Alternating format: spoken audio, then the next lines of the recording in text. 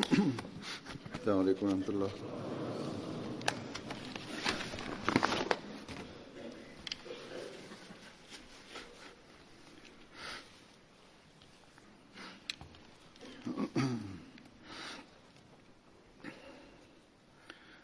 أشهد أن لا إله إلا الله وحده لا شريك له وأشهد أن محمدا عبده ورسوله أما بعد فأعوذ بالله من الشيطان الرجيم بسم الله الرحمن الرحيم الحمد لله رب العالمين الرحمن الرحيم مالك يوم الدين إياك نعبد وإياك نستعين اهدنا الصراط المستقيم صراط الذين أنعمت عليهم غير المغضوب عليهم ولا الضالين واكتب لنا في هذه الدنيا حسنة وفي الآخرة إنا هدنا إليك قال عذابي يصيب به من أشاء ورحمتي وسعت كل شيء فسأكتبها للذين يتقون ويؤتون الزكاة والذين هم بآياتنا يؤمنون.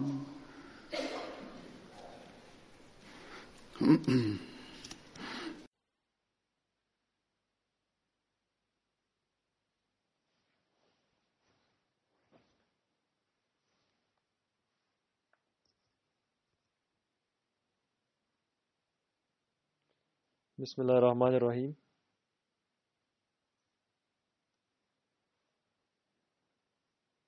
После ташахуда, таавуза, тасмии и сура Аль-Фатиха, пятый халиф обетованного Мессии и имама Махди, Хазрат Мирза Масрур Ахмад, да пребудет с ним могучая помощь Всевышнего Аллаха, продекламировал следующий аят священного Корана. «И предпиши для нас добро в этой жизни и в жизни будущей. Воистину, мы обратились к тебе с покаянием». Сказал он: «Кара моя, я поражаю ею кого угодно мне, а милость моя объемлет всякую вещь. Поэтому я предписываю ее для тех, которые богобоязненны и платят закат, и тех, которые веруют в аяты наши».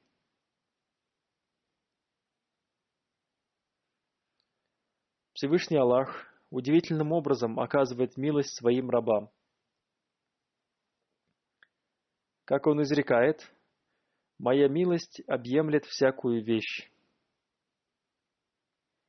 Милость – это значит быть мягким и милосердным. То есть Всевышний Аллах поступает со своим рабом с беспредельной мягкостью. Его милость так широка, что объемлет всякую вещь.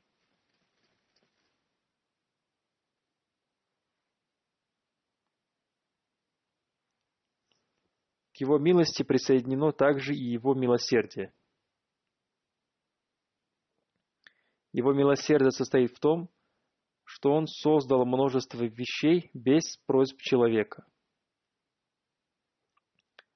Обращаясь к тем, кто выполняет его повеления или обращается к нему, он изрекает: «Наказывать своих рабов не является моей целью. Да, мое наказание получают только те, кто достиг предела в совершении грехов, однако мое наказание для них является временным. Это наказание предназначено только для их исправления. Наступит время, когда пребывающие в аду также обретут мою милость, и их наказание подойдет к концу. То есть наказание ада они получат по причине своих пороков. Их наказание подойдет к концу, когда все их пороки будут исправлены. Таким образом, наказание также окажется милостью.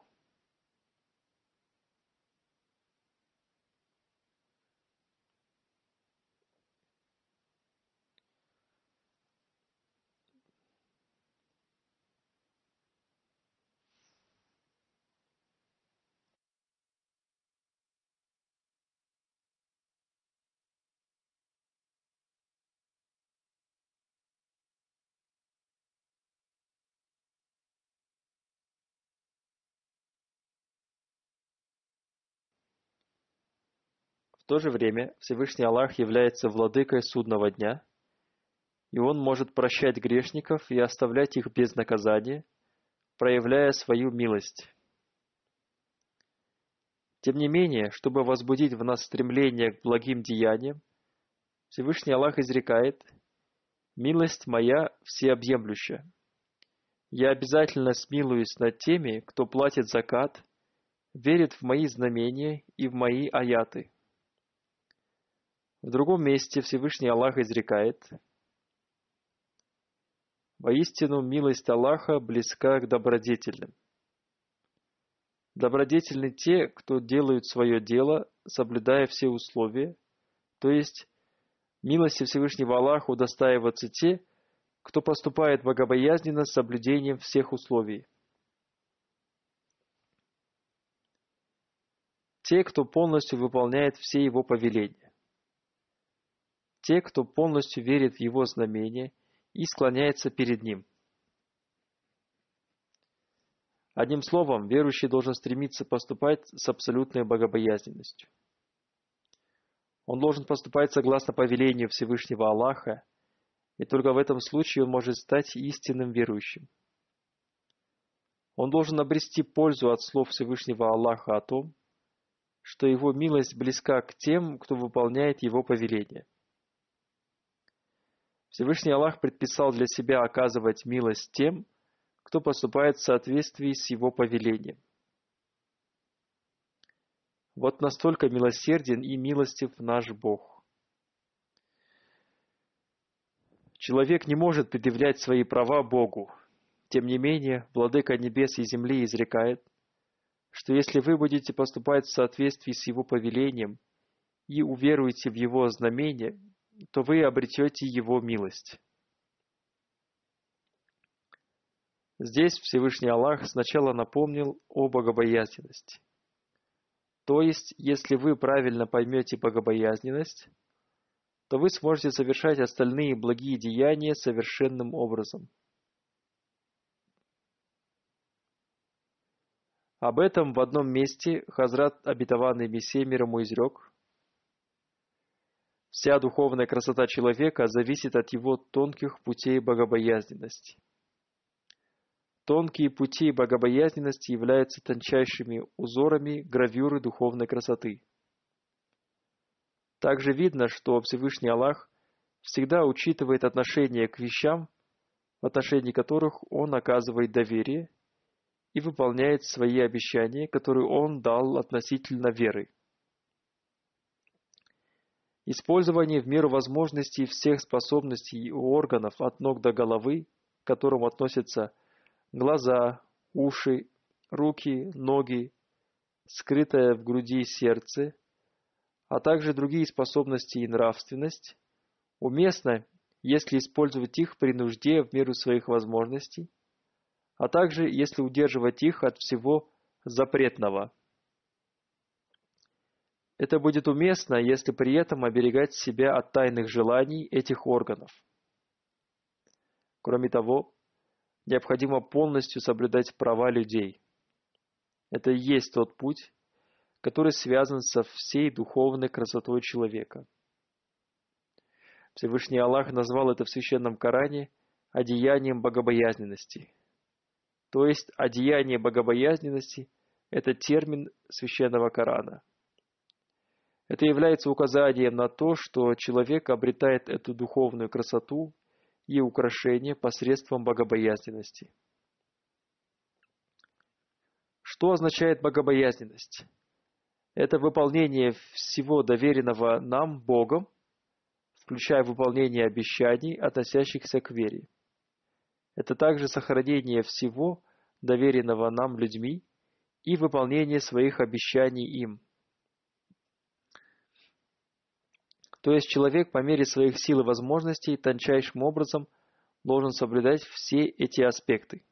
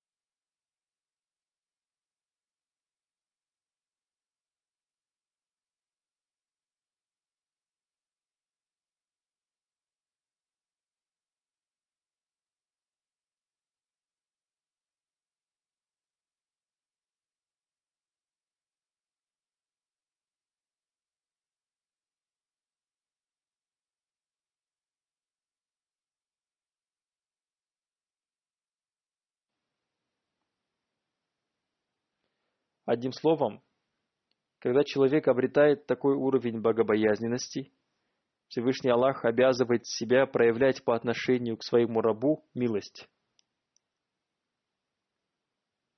Как я уже сказал, человек недостоин требовать от Всевышнего Аллаха своих прав. Сейчас проходит месяц Рамадан. Остались последние 10 дней этого месяца. Посланник Аллаха, мир ему и благословение Аллаха, относительно месяца Рамадан изрек: когда наступает месяц Рамадан, открываются врата рая и закрываются врата ада, и на шайтана накладываются оковы. Пользу от этого обретет только тот верующий, который поистине верует и поступает согласно повелению Всевышнего Аллаха. Однако в эти дни слуги шайтана не прекращают своих деяний. Существует множество порицаемых деяний, которые совершаются людьми в месяц Рамадан. Это благая весть только для истинных верующих и только для тех, кто поступает с богобоязненностью. Это благая весть только для тех, кто обретает часть от милости Всевышнего Аллаха. Всевышний Аллах, обращаясь к ним, изрекает: «Я расширил свою милость в эти дни больше, чем в другие дни.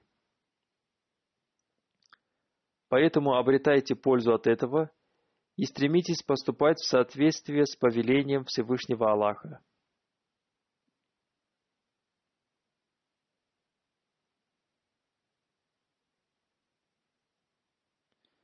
В этой связи, обращая к этому внимание, посланник Аллаха, мир ему и благословение Аллаха, изрек: «Тому, кто во время месяца Рамадан будет совершать намаз ночью с верой и надеждой на награду Всевышнего Аллаха, простятся его прежние грехи».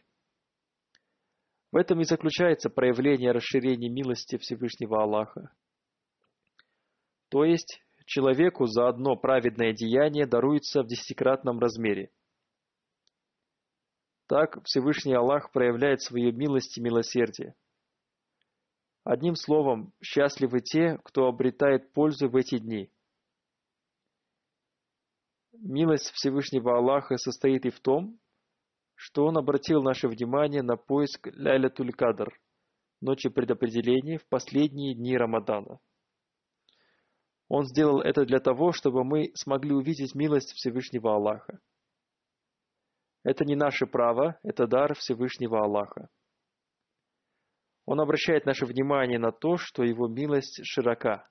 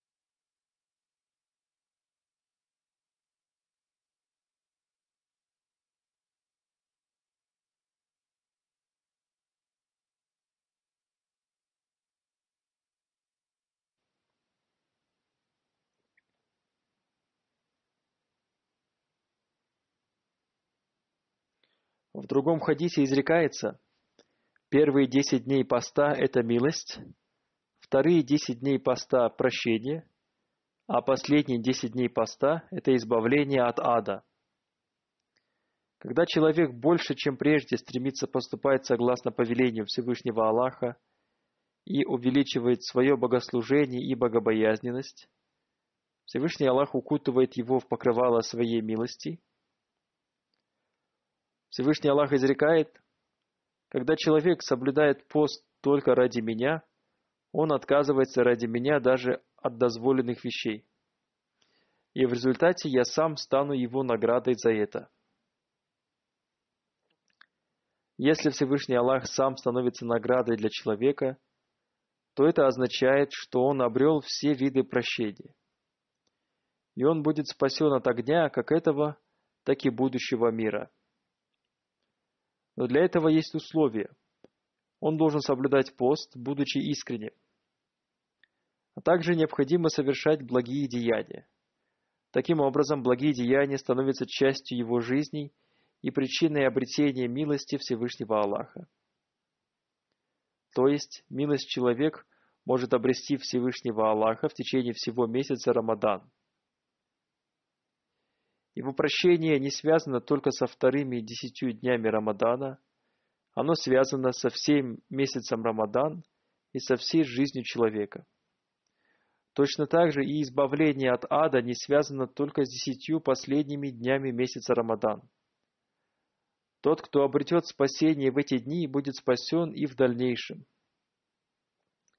Если мы будем делать это только в месяц Рамадан, а после этого склонимся к этому миру, удалимся от богобоязненности и не будем обращать внимания на повеление Всевышнего Аллаха, то мы будем подобны тому, кто построил прочную крепость и затем сам же разрушил ее. Одним словом, месяц Рамадан предназначен для того, чтобы обрести в нем больше милости Всевышнего Аллаха, чем в остальные дни. Но его милость, прощение и избавление от ада не ограничены только этими днями.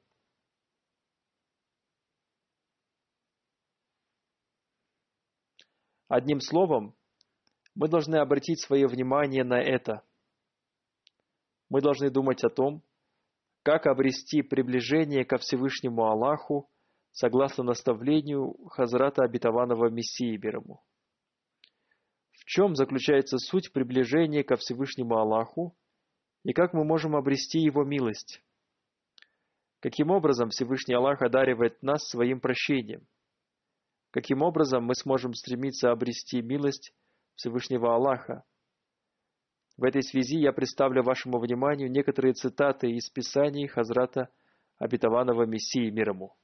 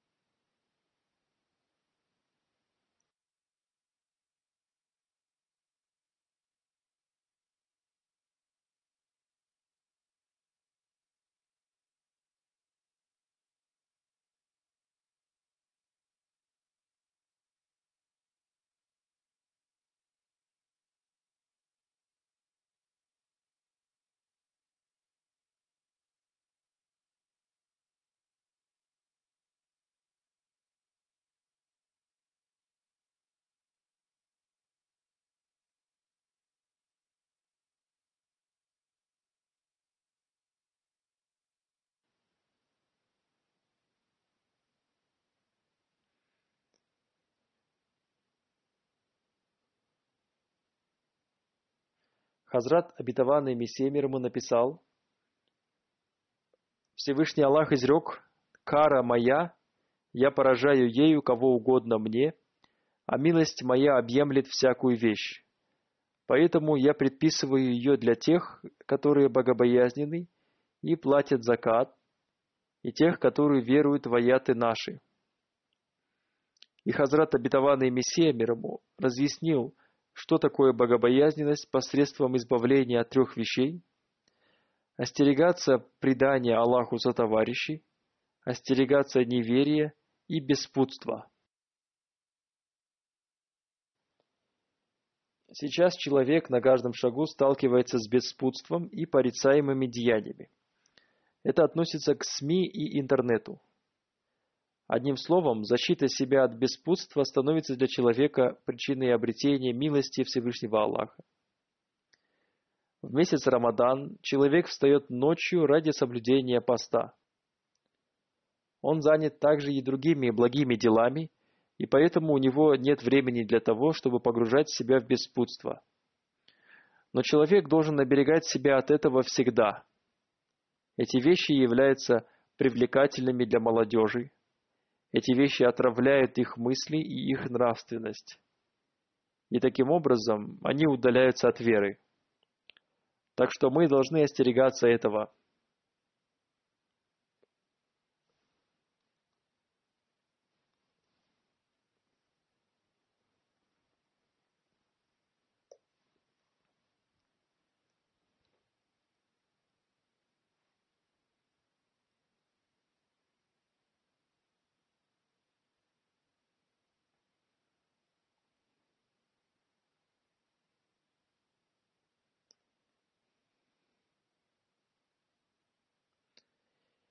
Еще в одном месте Хазрат, обетованный Мессия мир ему, изрек: из этого аята стало ясно, что милосердие Бога является всеобщим и всеобъемлющим, тогда как гнев Его, то есть качество Бога, справедливый, проявляется после какого-то особого действия, то есть это качество вступает в свои права в том случае, когда кто-то нарушает закон Бога. И для этого необходимо, чтобы, во-первых, существовал закон Бога, затем в результате нарушения закона Бога был совершен грех, и затем проявляется это качество Бога, и оно совершает то, что от него требуется.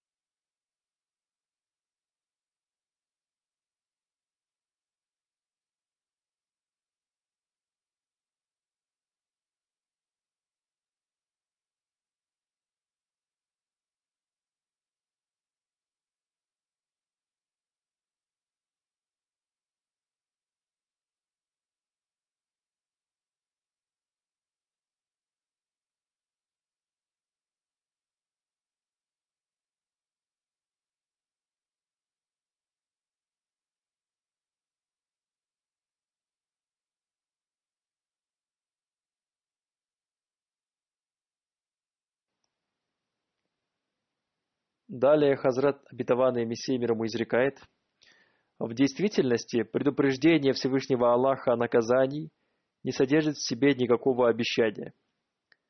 Предупреждение содержит в себе указание на то, что Всевышний Аллах по своей святости имеет намерение наказать грешника. Но когда грешный человек посредством раскаяния, мольбы о прощении за свои грехи, скорби и рыдания совершает то, что от него требуется, тогда требование Божьего милосердия опережает требование его гнева, и он скрывает этот гнев в себе. Это является смыслом аята: «Кара моя, я поражаю ею кого угодно мне, а милость моя объемлет каждую вещь».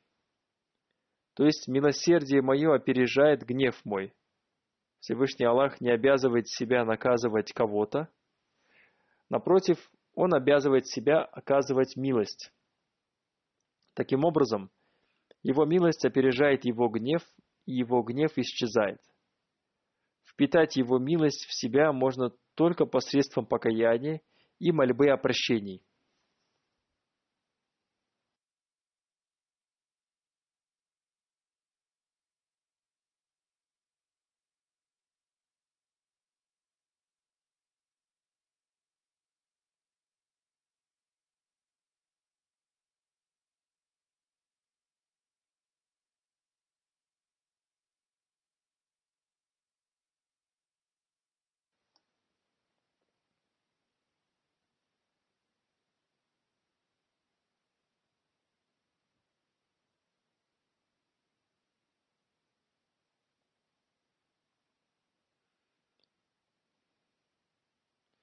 Поясняя суть мольбы о прощении, Хазрат обетованный Мессия мир ему изрекает: истинное и основное значение мольбы о прощении состоит в том, чтобы просить Бога, чтобы не открылся какой-то наш недостаток, и чтобы Бог укрепил нашу слабую человеческую природу своей силой, и чтобы Он окружил нас своей защитой и помощью. Слово «истигфар» и спрашивание прощения произошло от глагола «гафара», что означает «скрывать». Таким образом, истигфар означает, что Бог своей мощью скрывает природные слабости того человека, который просит о прощении. Основное и истинное значение истигфара заключается в том, чтобы Бог посредством своей божественной мощи защитил человека, просящего о прощении, от своей природной слабости,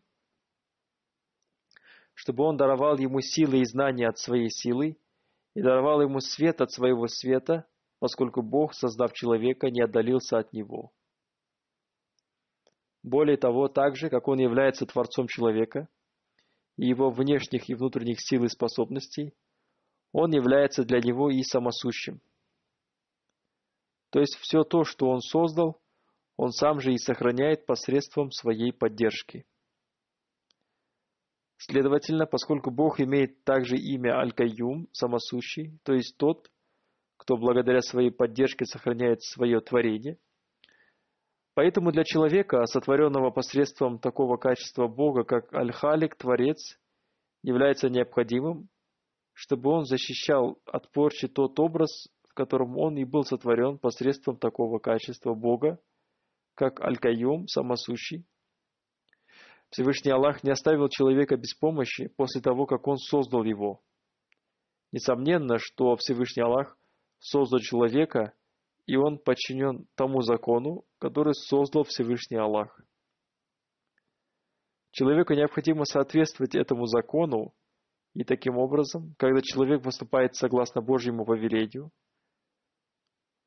проявляется такое его качество, как Аль-Кайюм. Для того, чтобы мы могли поступать согласно его повелению, нам необходимо молить его о прощении. Посредством этого человек обретает силу и поступает согласно его повелению.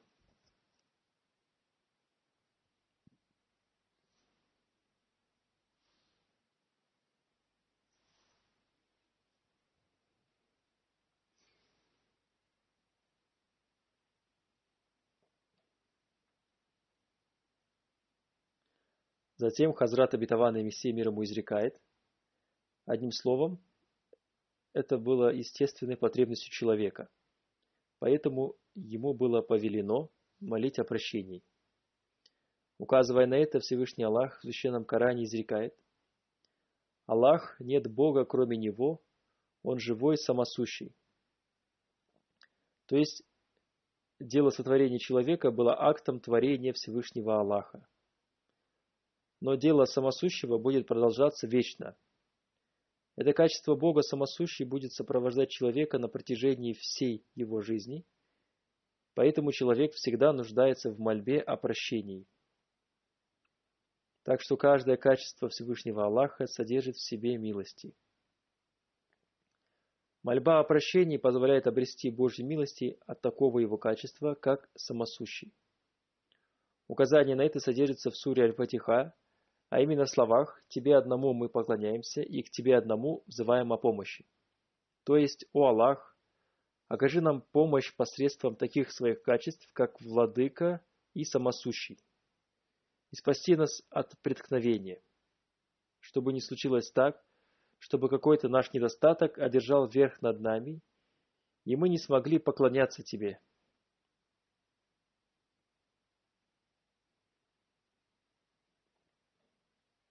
Одним словом, мы всегда должны держать в поле зрения эту основную мудрость.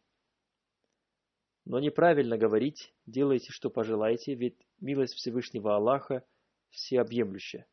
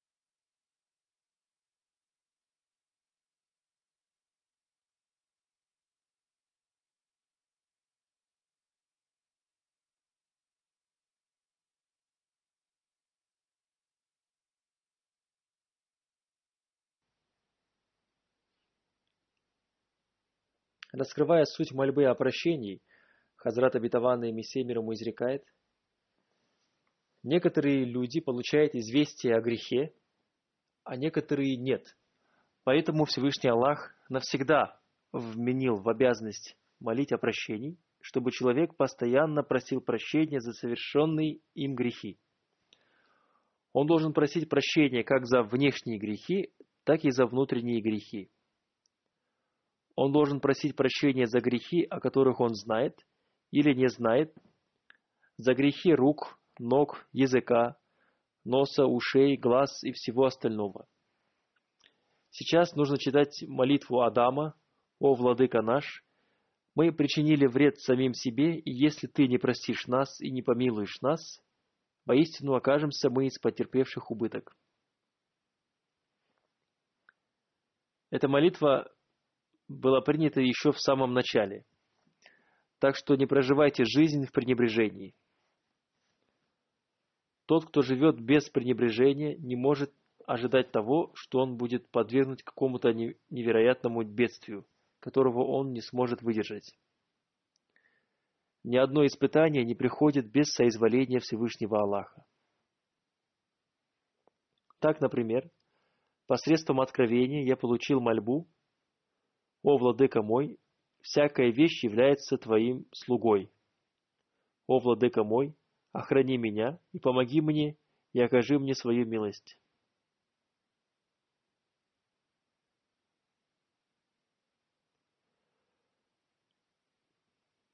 Для того, чтобы оказаться под защитой Всевышнего Аллаха, нам необходимо стремиться к вознесению мольбы и истигфару и спрашиванию прощения.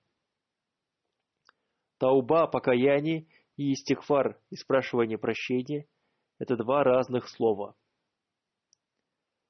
Разъясняя это, Хазрат обетованный Мессия мир ему изрекает: истигфар, и спрашивание прощения, и тауба, покаяние – две разные вещи. По одной причине истигфар предшествует покаянию, поскольку истигфар является помощью и силой, обретаемой от Бога. Тауба – это стояние на собственных ногах.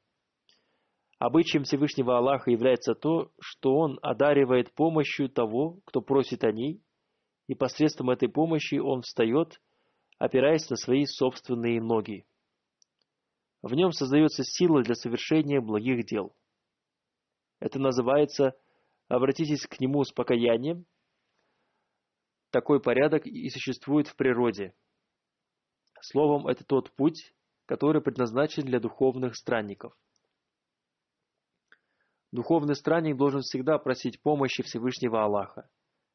Что он может сделать без обретения силы и помощи Всевышнего Аллаха? Благо покаяния обретается после истигфара. Помните, отсутствие истигфара может стать причиной гибели покаяния. Если вы произносите истигфар и затем принесете покаяние, вы получите следующий результат. Он даст вам пользоваться благими вещами до срока назначенного. Обычай Всевышнего Аллаха продолжится следующим образом. Если вы произнесете истигфар и принесете покаяние, то вы обретете свой статус. Каждый человек имеет круг возможностей, посредством которых он может развиваться дальше. Не каждый человек может обрести статус пророка, посланника, праведника и мученика. Однако каждому человеку необходимо совершать истигфар и спрашивать прощения, приносить покаяние, молиться о том, чтобы достигнуть своего назначенного уровня.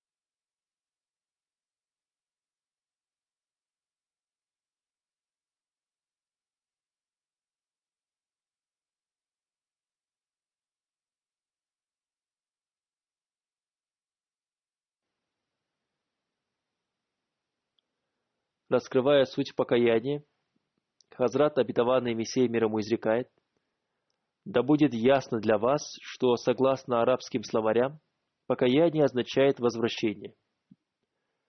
Поэтому в Священном Коране изрекается о таком качестве Всевышнего Аллаха, как таваб, то есть вновь и вновь обращающийся. Это значит, что когда человек оставляет свои грехи и возвращается к Богу с искренним сердцем, Бог поворачивается в его сторону больше, чем он. Это полностью соответствует закону Всевышнего Аллаха. Поскольку Всевышний Аллах вложил в природу человека то, что когда человек поворачивается к другому человеку с искренним сердцем, то сердце этого человека смягчается, и поэтому как разум может согласиться с тем, что раб склоняется к Богу с истинным сердцем, в то время как Бог не обращает на него внимания. Однако сущность Всевышнего Аллаха наиболее милосердна и благородна. Его сущность склоняется к своему рабу больше, чем раб склоняется к ней. Как я уже писал, одним из качеств Всевышнего Аллаха, согласно Священному Корану, является качество таваб, то есть многократно обращающийся. Одним словом, раб возвращается к Богу смиренно и после ощущения стыда. В свою очередь, Всевышний Аллах обращается к нему с милостью и прощением. Никто не может обрести спасение в отсутствии милости Всевышнего Аллаха. Очень жаль, что эти люди не размышляли над качеством Всевышнего Аллаха. Они полностью опирались на свои деяния. Разве Бог, который создал на земле тысячи благ для человека без какого-либо его деяния, может обладать такой нравственностью, что когда слабый человек, узнав о своем пренебрежении, возвращается к нему, он не обращает на него внимания, словно он уже умер. При возвращении он снимает свое первое грязное рубище со своего тела и полностью сгорает в любви Всевышнего Аллаха. В это время может ли Бог, не обращая на это внимания, не обратиться к нему с милостью? Разве в этом заключается закон Бога? Этими словами Хазрат обетованный Мессия мир ему отвечает тем, кто утверждает, что Бог не обращается к человеку, несмотря на то, что он возвращается к нему, словно он уже умер. В то время как, согласно их словам, несмотря на то, что он снимает свое первое грязное рубище и полностью сгорает в любви ко Всевышнему Аллаху, он не обратит на него внимания.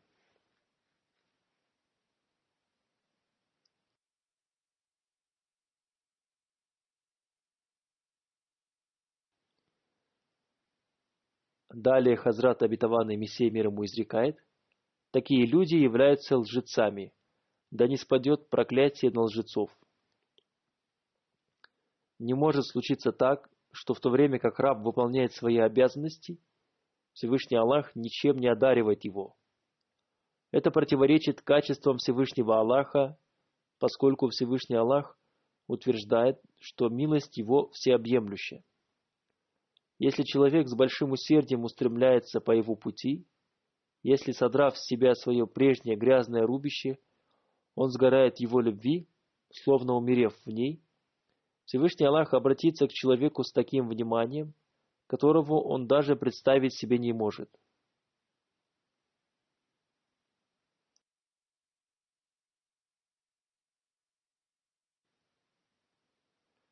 Одним словом, это является критерием мольбы о прощении человека Всевышним Аллахом. Это делает человека достойным обретения милости Всевышнего Аллаха. После этого Всевышний Аллах обязывает себя оказать милость такому человеку.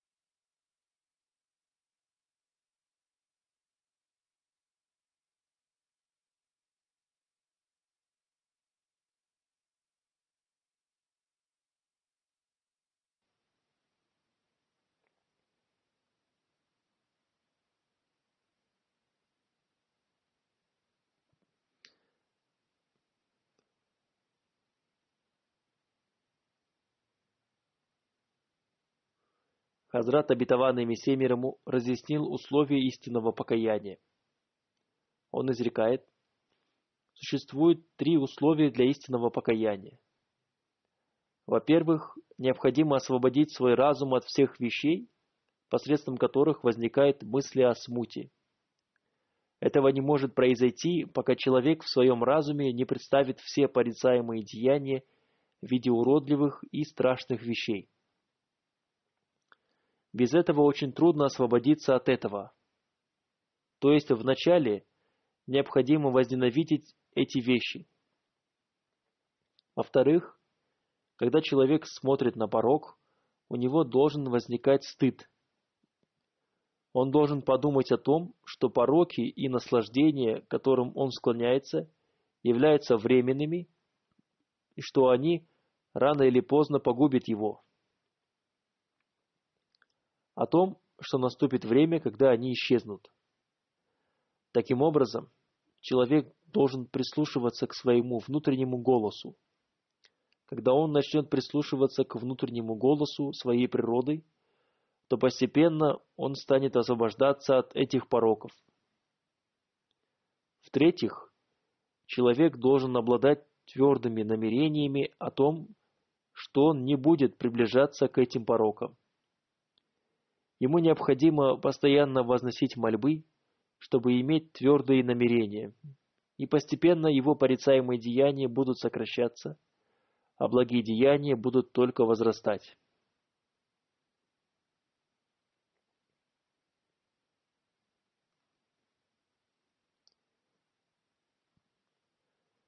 Слова Хазрата обетованного Мессии мир ему о том, что необходимо снять со своего тела грязное рубище, означают, что нужно стремиться к освобождению себя от грехов. Нужно проявить абсолютную стойкость для того, чтобы обрести милость Всевышнего Аллаха.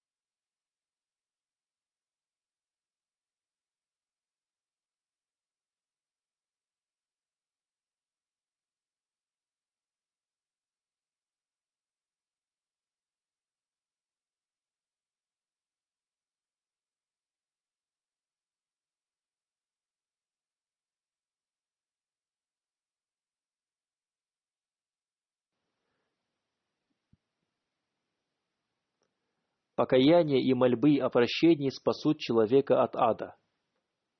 В этой связи Хазрат Обетованный Мессия мир ему изрекает: покаяние не является для человека лишним и бесполезным. Оно оказывает влияние не только в судный день, посредством него исправляется как эта, так и будущая жизнь человека. Он обретает спокойствие и истинную радость в обоих мирах.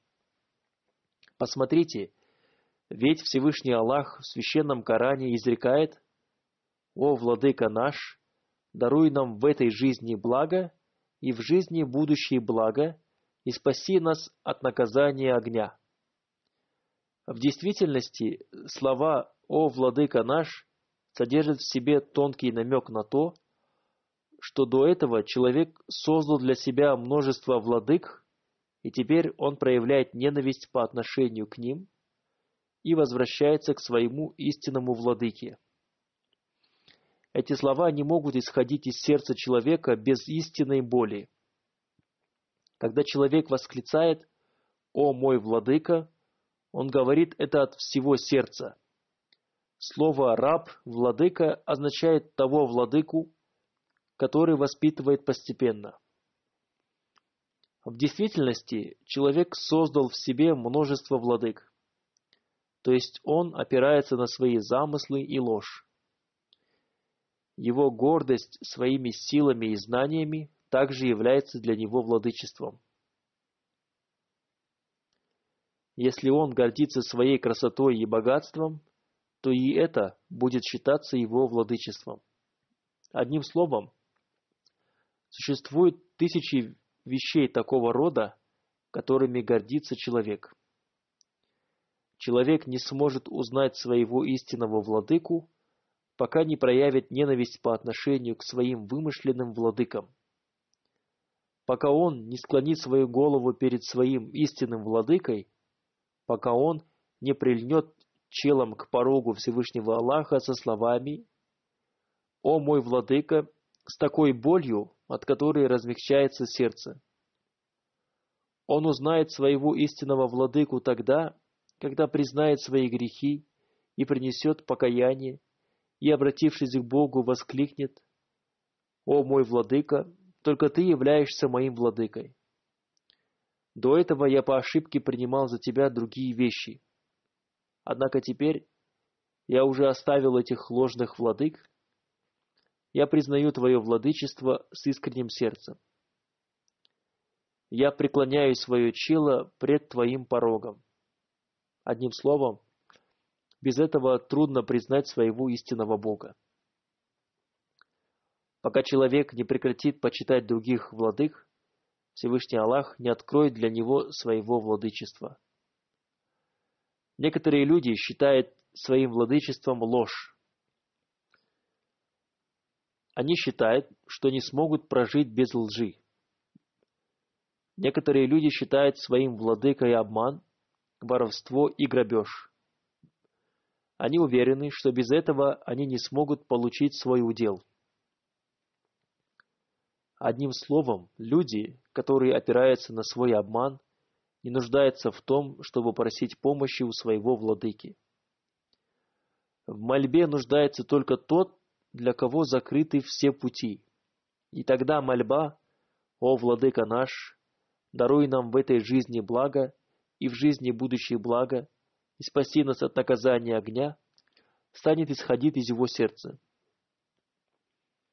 Возносить такую мольбу является делом тех людей, которые считают Всевышнего Аллаха своим владыкой. Они убеждены в том, что все владыки, кроме их истинного владыки, являются ложными. Этот огонь не означает тот огонь, который будет явлен в судный день. Долгожители знают, что в этом мире существует тысячи видов огня. Опытные люди знают, что в мире существуют различные виды огня. Страх, голод, разные эпидемии, убийства, неуспех, страх перед унижением, тысячи бедствий, которые исходят от жен и потомства, а также плохие отношения с родственниками. Все эти вещи считаются огнем. Верующий молится со словами: О Аллах, спаси меня от всех видов огня, поскольку мы ухватились за Твой подол. Спаси нас от всех бедствий, приносящих мучения человеку и являющихся для него огнем.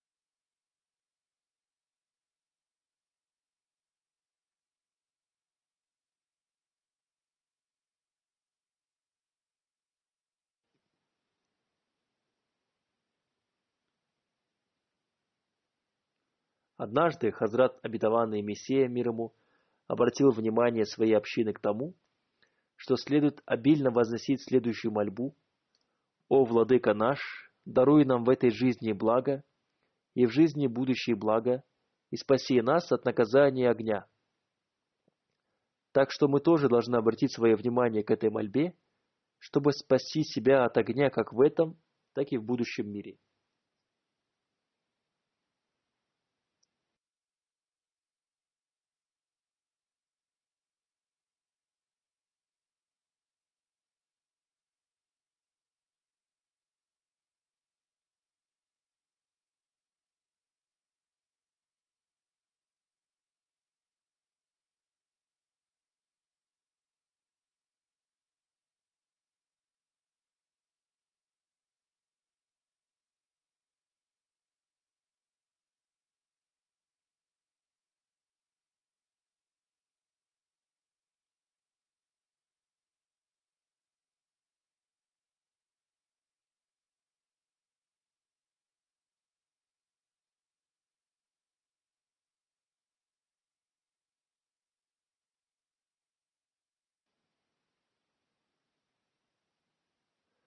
Хазрат обетованный Мессия мир ему изрекает: суть священного Корана заключается в следующем.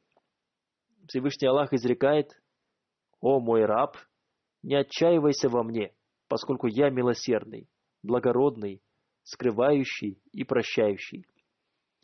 Я окажу тебе такую милость, которую никто, кроме меня, не окажет тебе. Поэтому люби меня больше, чем своего отца, поскольку я люблю тебя больше, чем твой отец. Я прощу все твои грехи, если ты придешь ко мне. Я приму твое покаяние, если ты принесешь его. Я прибегу к тебе, если ты пойдешь в мою сторону». Тот, кто ищет меня, найдет меня.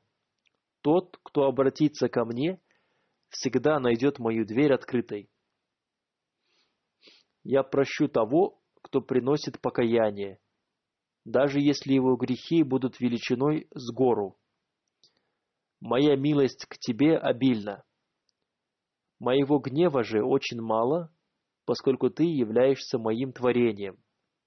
Я сотворил тебя, поэтому моя милость объемлет тебя.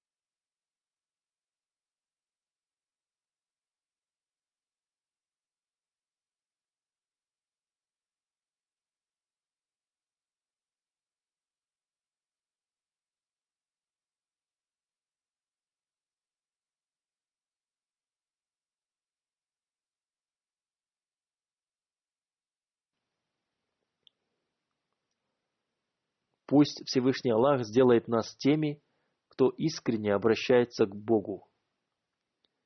Пусть Он сделает нас теми, кто обрел богобоязненность. Пусть будет так, чтобы мы возросли в своей вере и в своей убежденности, чтобы мы всегда обретали часть от Его милости. Пусть не наступит такое время, когда бы мы лишились Его милости и стали заслуживающими наказания из-за своих деяний. Пусть Всевышний Аллах всегда оказывает нам свою милость.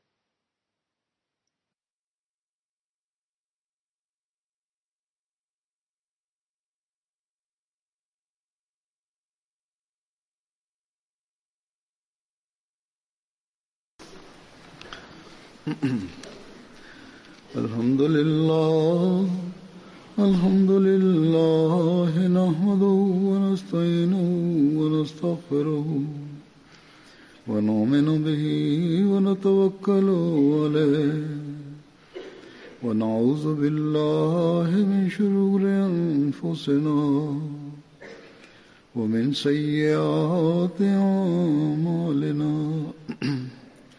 من يهده الله فلا مضل له ومن يضلل فلا هادي له ونشهد أن لا إله إلا الله ونشهد أن محمدا عبده ورسوله عباد الله رحمكم الله إن الله يأمر بالعدل والإحسان وإيتاء ذي القربى وينهى عن الفحشاء والمنكر والبغي يعظكم لعلكم تذكرون اذكروا الله يذكركم وادعوه يستجب لكم